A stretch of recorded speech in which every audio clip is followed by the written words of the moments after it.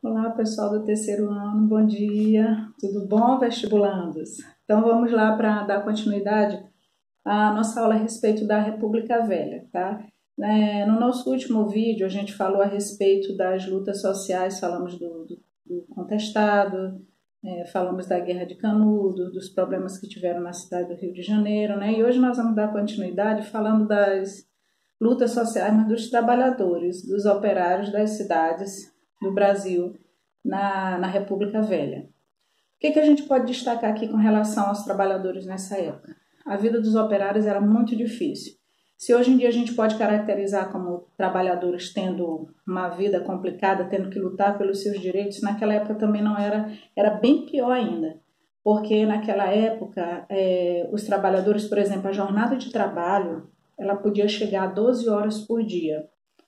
Aí, e 7 dias por semana, ou seja, trabalhar 12 horas por dia e todos os dias da semana. Fazendo um comparativo com os dias de hoje, para vocês terem uma ideia se isso era exploração ou não, hoje em dia existe um regime de trabalho, por exemplo, a gente pode trabalhar 8 horas por dia, tendo um intervalo de almoço, né?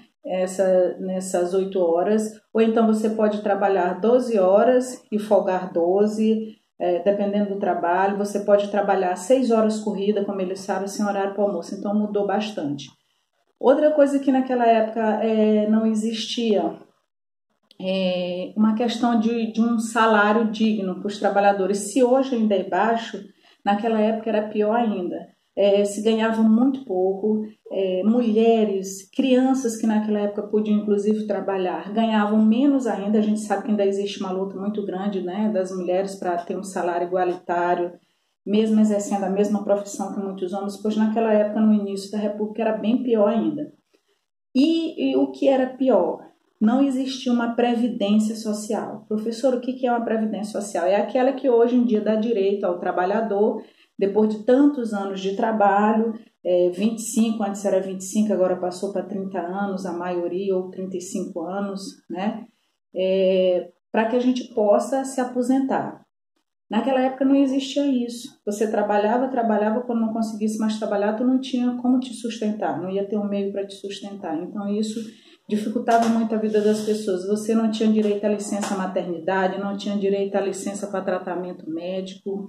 Então tudo era mais difícil. Os trabalhadores ficavam totalmente desamparados. Se tivesse, por exemplo, um acidente de trabalho, eram afastados e não tinham como se sustentar. Não tinha onde buscar um recurso para ele se manter enquanto ele ficasse bom. Hoje em dia tem por conta da Previdência Social. Embora, fazendo uma ressalva que agora houve uma mudança aí na Previdência, a juventude, ou seja, vocês vão ter muito mais dificuldade para se aposentar, porque vocês agora vão ter que ter, inclusive a minha faixa etária ainda também, nós vamos ter que ter tempo de trabalho, por exemplo, mulher, se não me falha a memória, ficou para no mínimo 62 anos de idade e 30 anos de contribuição. Ou seja, mesmo que eu tenha 70 anos, mas se eu não tiver contribuído 30 anos para a Previdência, eu não vou poder me aposentar. Então, a geração de vocês já vai começar dessa forma. Ou tem tempo de contribuição junto com o tempo de idade, ou não vão conseguir se aposentar. Portanto, a coisa tá bem complicada, tá? Bom, quem eram os trabalhadores? Quem eram os operários nessa época? Além dos brasileiros, é óbvio, nós tínhamos aí muitos imigrantes que vieram para cá, né, como portugueses, italianos, alemães, mais tarde vieram os japoneses e vieram trabalhar. E o que era interessante, esses trabalhadores, eles começaram a se organizar, a lutar pelos seus direitos em sindicatos, montando os partidos políticos e associações mutualistas, que eram associações para os próprios trabalhadores se ajudarem, já que o governo não tinha uma previdência social. E junto com esses trabalhadores, com esses partidos que foram surgindo, vieram as ideias chamadas de ideias socialistas e as ideias anarquistas. Com quem vieram, professor, essas ideias? Exatamente com os imigrantes que trouxeram lá da Europa essas ideias que estavam mais vigentes na época. Então, para os socialistas, eles queriam, na verdade, eleger representantes, né, dos operários para aprovar leis sociais. O grande problema era que a maioria dos imigrantes não podia votar. Mas foi exatamente também dentro desse contexto que eles criaram aqui, por exemplo, o partido PCB, que era o Partido Comunista do Brasil, que era imbuído das ideias socialistas que vieram da Europa, que era para lutar pelos direitos de todos os trabalhadores. A outra ideia que nós temos nessa época era dos anarquistas. O que pensam os anarquistas? Eles são avessos a qualquer tipo de poder. Eles não querem poder, eles eram contra o capitalismo.